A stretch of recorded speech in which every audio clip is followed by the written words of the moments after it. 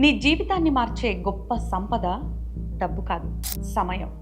డబ్బు పోతే మళ్ళీ సంపాదించుకోవచ్చు, కానీ ఒక్కసారి పోయిన సమయం మళ్ళీ తిరిగి రాదుగా. ప్రతిరోజు నీకొచ్చే 24 గంటలు నీ విజయానికి దేవుడిచ్చిన అమూల్యమైన వరం.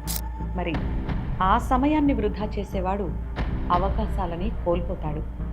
అదే సమయాన్ని సరిగ్గా ఉపయోగించేవాడు తన కలలను నిజం చేసుకుంటాడు. మరి ఈరోజు నువ్వు చేసే చిన్న ప్రయత్నమే రేపటి పెద్ద విజయానికి పునాదవుతుంది. రేపు చూద్దాం అనే ఒక్క మాట ఎన్నో విజయాలను నీ నుంచి దూరం చేస్తుంది.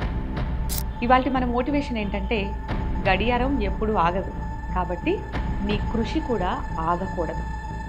సమయాన్ని గౌరవించిన వారిని విజయం తప్పకుండా వరిస్తుంది. గుర్తుంచుకో, సమయం విలువ తెలుసుకున్న వాడే జీవితంలో నిజమైన విజేతగా నిలుస్తాడు.